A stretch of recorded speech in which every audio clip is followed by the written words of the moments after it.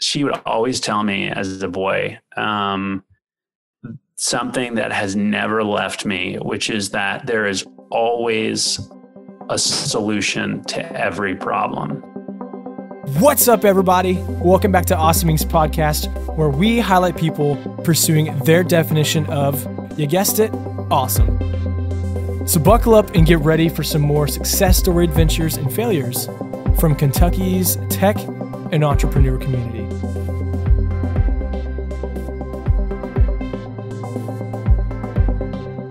Wow, this is wonderful. Guys, thanks for tuning into Awesome Inc.'s podcast. You have no idea all of the fun technical difficulties that have gone into this episode. We are pumped you are listening. Thank you for your time. Today, I have a great privilege to sit down with my friend Matt from Stucco of Louisville, Kentucky. We hit it off literally at the ballpark here in Lexington for August 5 Across, and Matt was one of our pitch competition contestants. Had a great job, has a great poise on the mound, pitching, yes, both baseballs and his own startup. So I'm honored to sit down with him. Matt, you're live from your office. I see the dog on your wall. Tell me, how the heck are you doing today? I'm great. Yeah, I'm really happy to be here. This is fun to connect, and had a blast at the 5 Across event. So happy that we can continue this conversation. Likewise, man. Well, hey, we'll go ahead and dive right on into it. I did a little background search on you. I don't work for the FBI, but LinkedIn has everything you'll ever need. So I saw that your background, you were a partner with Refiner.com, a co-founder for DigiDoctor, and you had a couple other roles with UI and UX. And how have all those experiences that you've had been crucial for your role to found your own startup? My formal education is in business and entrepreneurship. And after graduating, I knew that I wanted to eventually start something or co-found something. I co-founded DigiDoctor not long after I graduated college. And that was a healthcare software company, which is really diving into the deep end when you don't have any technical background. And so I oftentimes consider that experience with both DigiDoctor and Refiner as being sort of my graduate program, where I was teaching myself how to code and design web applications and apps, just purely out of necessity, but also so that I really understood kind of the space that I found myself in. And so, yeah, at that time, starting a healthcare software company with no technical or formal design training, it was a really interesting time. But it was a really exciting time too, because it was an entirely new world that I was having to quickly familiarize myself with.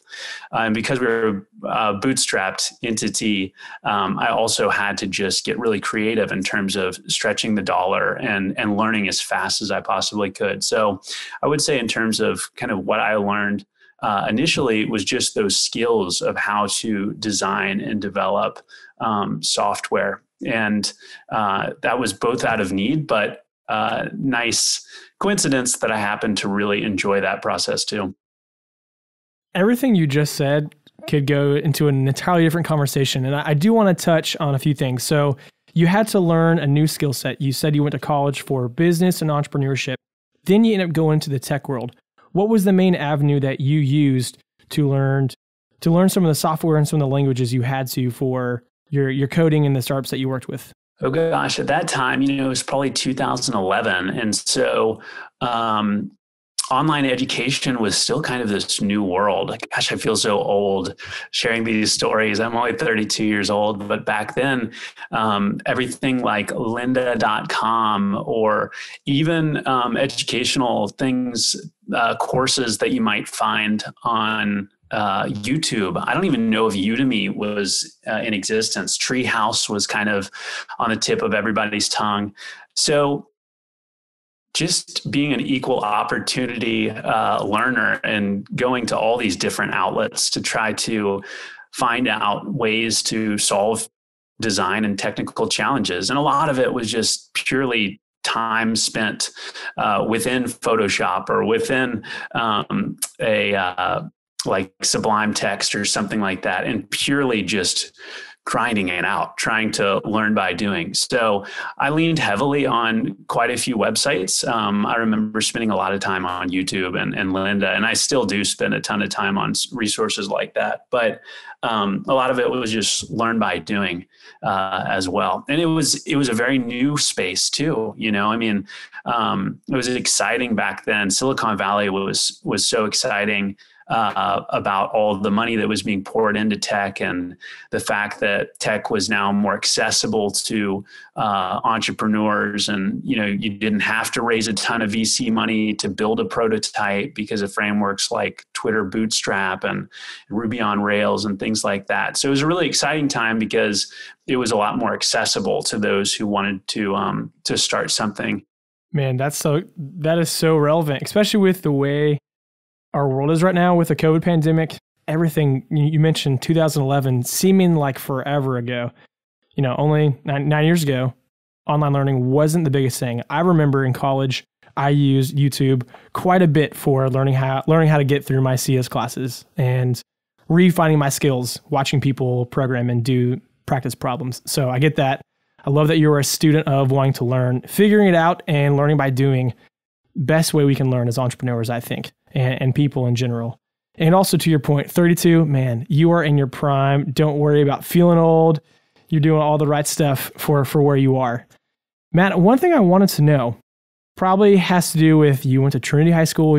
I'll assume that you're from Louisville, but why did you choose Kentucky, of all places, to start your company? It's a good question. I mean, Louisville is one of those boomerang cities where people will oftentimes, go to college maybe elsewhere and then find themselves back in the city of Louisville. It's just such a great place. Especially I have all of my family located in Louisville. So that was my big driver to come back. Love my family, love my friends, still have strong bonds with friends from childhood that live in Louisville. So that was definitely my main motivator for returning to the city. But also I just love the city, and it's a really great city for experimenting with different ideas. If you're an entrepreneur, especially a tech entrepreneur, you can leverage things like the internet to tap into pools of talent outside of Louisville and still be competing against tech companies all across the country if you're resourceful in that way. And so Louisville is obviously low cost of living. So you may have a little bit more of, time to experiment with some ideas because you're not burning as much cash. So I find that it's a really great space to maybe test some ideas. And because you almost never knock it out of the park with that first idea, at least in my experience. I always get it wrong when I first start a company. And it takes me some time to achieve that product market fit personally. And so I found that Louisville was a nice, safe place to do that testing and that validating until you kind of hone in on that product market fit. So I think it's a really good spot if you're resourceful and you can, leverage some talent outside of Louisville. Because I will say that it does seem like there is a lack of technical talent in the city itself. But with the internet, you can find that talent. You just have to look for it. I cannot believe, I feel like you're just giving me a bunch of feeders just to ask you these questions. That's great. That's something that we continue to hear, that not just Louisville, but Kentucky does lack talent. And founders like yourself, maybe you've moved from somewhere else. You mentioned being boomerang. But we find people are moving from the coasts because they're losing their sex appeal. All the money costs to live comfortably and run your company are skyrocketing. So people are flocking into the Midwest. So as a founder who is living in the Midwest, that's what we would say Kentucky is, or where it's located in the States, you're having a problem with technical talent. Where were you before you boomeranged back to Louisville? So I went to college in Lexington, Virginia. It's a small school called Washington Lee University. So I got my undergraduate degree there. And then I came back to Louisville. So I really didn't spend a ton of time outside of the city or state, but it was enough time for me to understand that I wanted to get back to Louisville. The big cities just don't, for whatever reason, really connect or resonate with me. And my family and friends weren't there. So I kind of quickly headed back to the city of Louisville, and I'm really glad that I did. I do find that I enjoy traveling quite a bit when I can. Obviously, this year has been challenging to do that, but I'll still, bounce around the country when possible. I don't want to get stir crazy in Louisville, but I do love Louisville. It's a wonderful city. So you came back and, like we just said, you're having trouble finding technical talent. Where are you looking for? How are you outsourcing your work to find said talent? First, I insourced by kind of learning that technical talent for myself so that I could have an informed opinion on who might be good to partner with. For outsourcing anything, definitely I would recommend to any founder or co-founder that they gain a decent amount of knowledge themselves first before trying to outsource it so that you can have an informed conversation you're not taken advantage of. So after having done that, then I looked outside. I guess in the early days, a lot of my recruiting was just done through freelance websites. At the time, I think it was called Odesk. I think it's now called Upwork. There's been some consolidation in that industry. And man, I've probably hired 40 or 50 different people through Upwork. And I didn't realize it at the time because a lot of time when I would hire freelancers through that platform, they would just be like an ad hoc type of hire. So I would face some sort of technical challenge, and I realized that it would take me maybe a week to crack the code, so to speak. But it would be a much more efficient use of my time if I would just outsource that particular challenge that I was having to somebody who had already overcome it and get through it in a matter of a day or less. And so I probably did that 40 or 50 times. And I didn't know it at the time, but I was really conducting an interview because I was having all these interactions with these different technical resources, and some would go better than others. And what's interesting is that one of those technical resources ended up being my first hire at Stucco, and they've been with us full time for 5 years now. So it ended up being a great way to vet candidates to potentially hire full time. But I didn't know that I was doing that at first. I was just kind of trying to solve some immediate problems. But yeah, it was Upwork primarily. And then for design talent, I will source that on Dribbble, Dribbble.com. It's with 3 Bs in true Stucco 3C fashion. That's a great resource for finding talented user interface or user experience designers. And so I will just sift through all sorts of work portfolios from those designers and conduct my interviews first based on the talent that they've shown in those online portfolios, and then reach out to them and initiate kind of a small engagement to kind of get a feel for their communication style and what kind of level of trust we have. The talent is out there. You just have to kind of know where to look, and also to understand that you have to grow that relationship a little bit incrementally. Start small, maybe with a handful of people, and then hone in on who really resonates with you, both from a personal standpoint and also a professional standpoint. It is awesome hearing you talk from a place where you have understanding and you have this experience. I love that you shared, oh yeah, I've learned all this, something that would take me a week. I realize I can outsource this, and have someone take care of this in a matter of a day or two.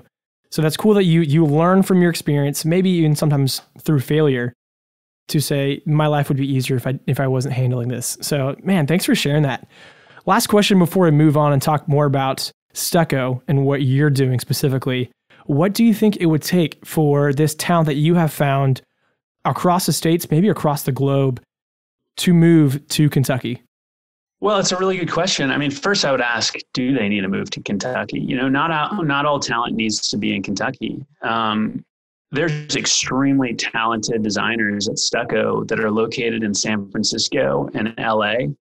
And we have equally talented designers that are located in Serbia and Vietnam. At the end of the day, they're just humans who have who have talent, and they're either great communicators or they're not, or they're great designers or they're not, or they're trustworthy or they're not. I mean, to me, that stuff is way more important than where they located geographically, and how happy is the customer at the end of the day. So I would first ask those questions. And then last, if they happen to be located in Louisville or Kentucky, then that's great. And of course, there is no substitute for that in-person interaction. And I think that is really important in some cases. And so I'm in Louisville. I plan on hiring people locally, definitely as we scale up our marketing and sales. I think that those are roles that maybe require a little bit more in-person teamwork and collaboration and strategy planning and things. I love the state of Kentucky. And I'm very much looking forward to hiring locally, but not because they're local necessarily. First, I would hire for talent and culture fit, and then consider, their geographic location. Well said. I think that we do the same here at our space. Talent, culture fit first. And fortunately, we do find most people within our community. And so as someone who is part of the Kentucky startup ecosystem, always get to pick your brain, hear what you're thinking, what you've learned, and what you experienced. So with that, let's keep moving on. And I want to talk about your experience, Matt. You pitched at August 5 Across at Whitaker Bank Ballpark. Sun was setting, sweat was glistening. It was so hot.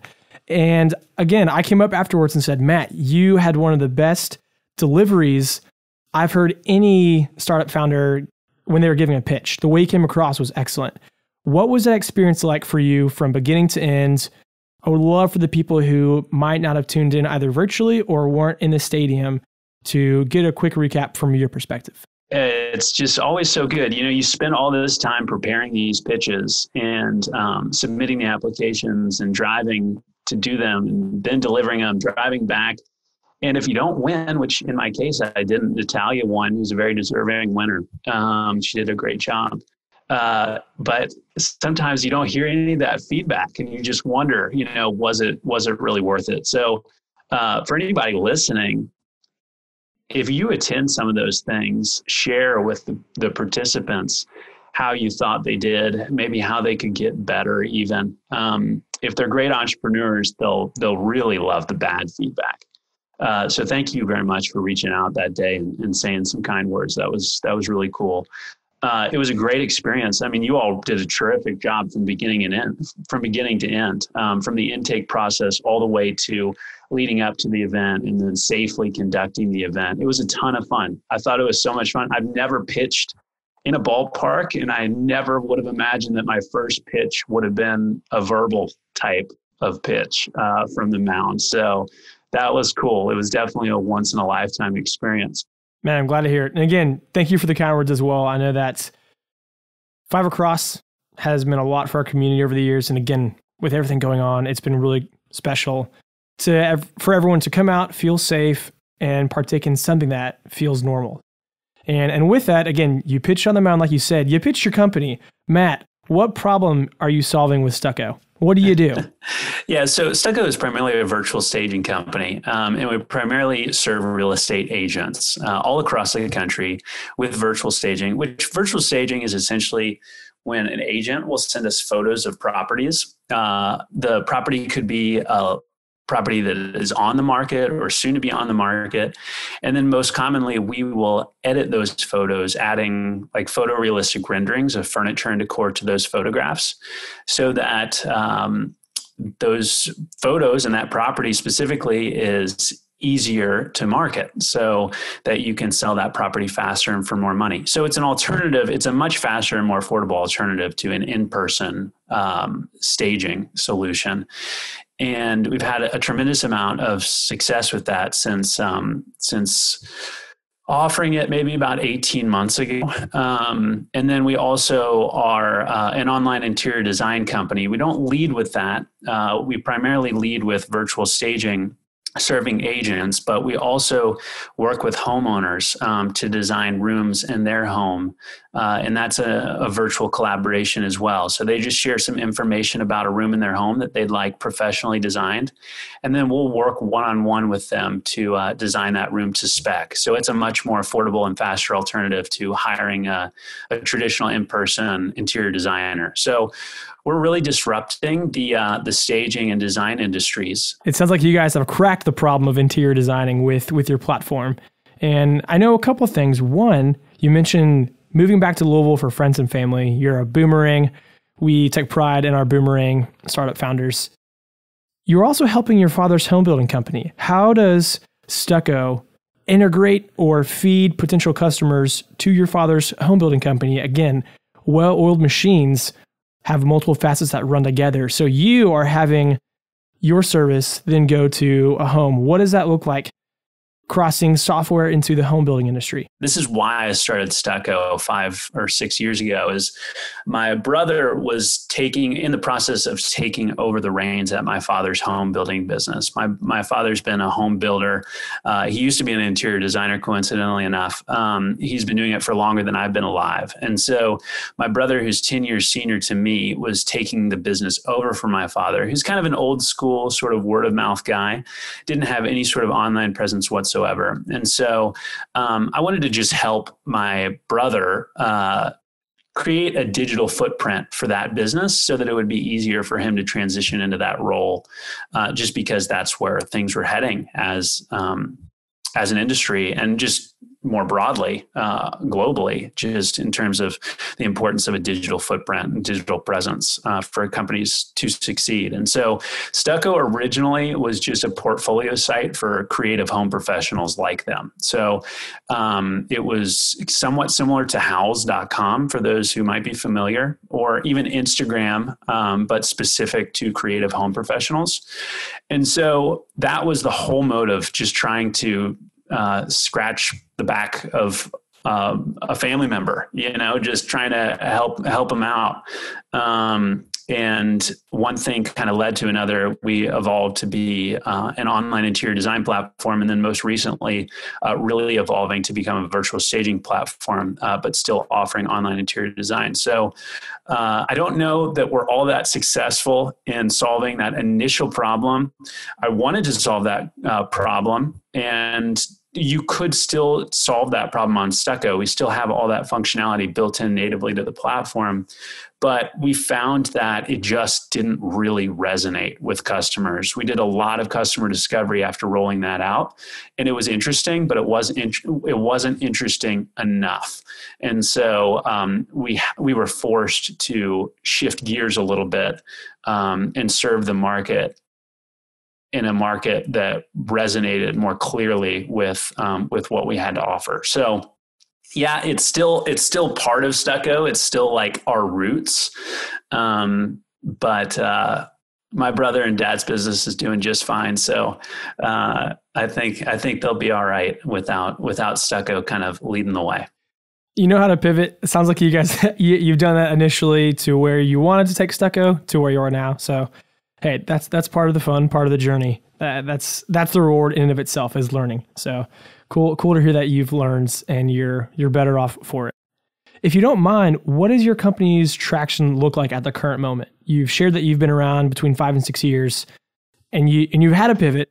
Where are you guys now? Dude, we have done nothing but pivots for 5 or 6 years, and it's been an expensive process for me. I've self-funded this business since then. I've only been full-time on Stucco for about 12, maybe 18 months. So it hasn't been something that I've been full bore on. And the reason being is because I hadn't felt confident enough in it working once I became full-time on it. So I was doing a lot of consulting on the side. I was doing a lot of consulting work with Humana. I was redesigning their online shopping experience for their Medicare plans, which was a really interesting design challenge, while in the process working on Stucco and trying to find product market fit and stuff. So I went full time on Stucco once we really had great product market fit, which I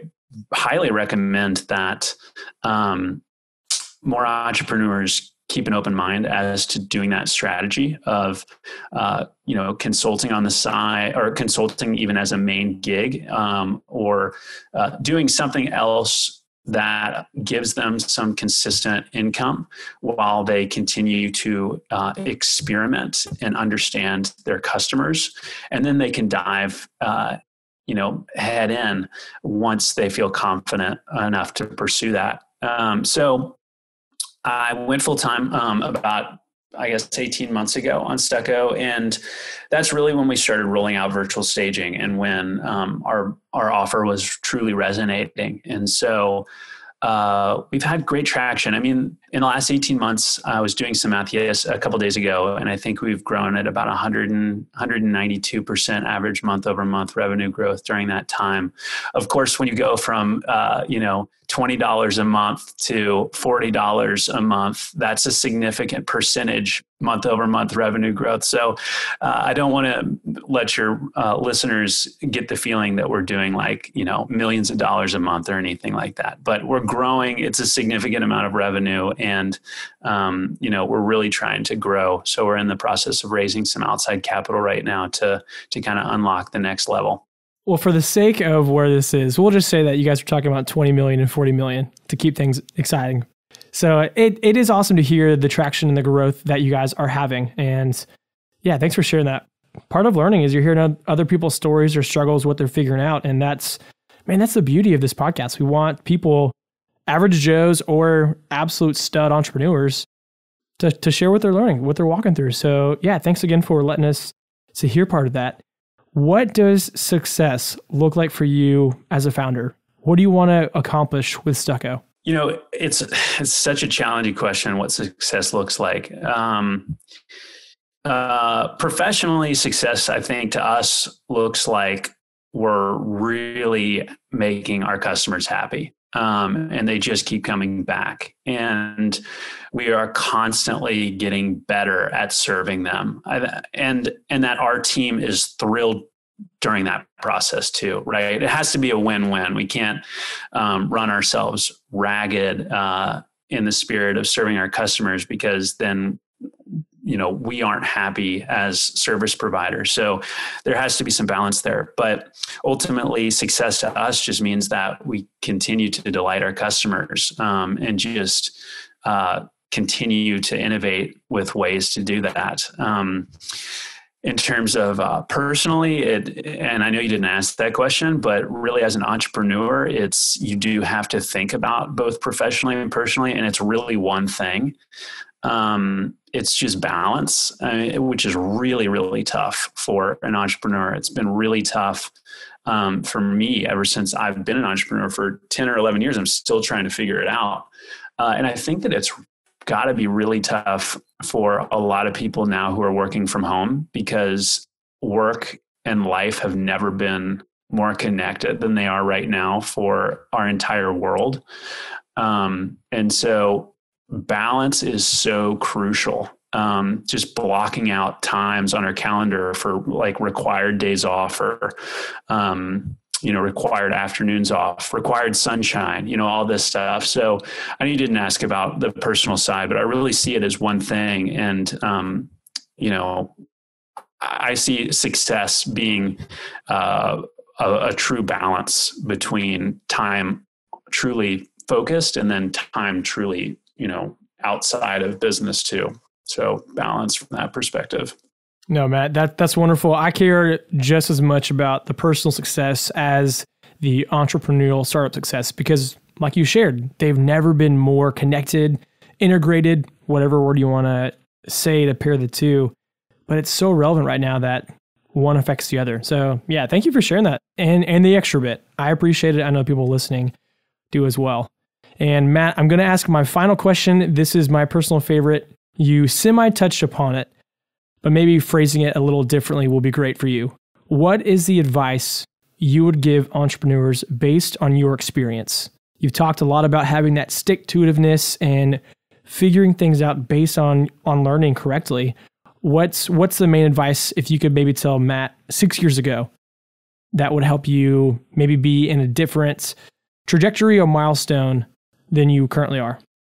My mom, she would always tell me as a boy something that has never left me, which is that there is always a solution to every problem, which I don't know if that's really true, but to approach life with that mindset, I think is a true gift as an entrepreneur, to just assume that there is a solution out there. It's just a matter of finding it. And always asking how you could solve things maybe in a better way or a different way, just to assume that there is a solution to every problem. I will never forget hearing just an interview with Steve Jobs. He was like, I'm probably going to botch this quote, but it was something to the effect of 90% of success is like pure persistence or perseverance, which you just alluded to that, like that stick-to-itiveness. The one thing that's constant with entrepreneurship is you're just going to constantly get kicked right in the face over and over and over and over again. And so I would just say, hang in there, like just stay in the ring. And you can do that in a lot of different ways. You can do that by trying to curb your spend to increase the amount of cash that you have on hand. You can do that by just taking a deep breath and not taking things personally. You can do that by living in Louisville instead of San Francisco, but just like stay in the ring and keep improving, because ultimately time starts working in your favor the longer the time you stay in the ring. The longer that you exist, the more legit you become, and the more people start to believe in you and realize that you're real. You're not just trying to look for a quick buck, which you should never do. Definitely have a long-term perspective. No, that's perfect. Well, Matt, again, thank you so much for your time, sharing your story and where you're going. It's been really sweet to catch up, hear more about what Stucco and Matt are both doing professionally and personally. Sweet, man. Thank you so much for the opportunity. This is such a thrill. And I love what you guys are doing and what you're doing specifically with this podcast. And thanks for the platform. Really appreciate it. Well, that's it, guys. Thank you so much for checking out this episode of Awesomings Podcast. And another quick thank you to Lee Rosevere and a few members from our community who provide the music that you hear in this show. Lastly, give us a follow on Instagram, Facebook, all that jazz. Or even better, come on down to our space. Come be a part of our community and get plugged in, and let's start something awesome together. You guys rock, and we'll see you next time.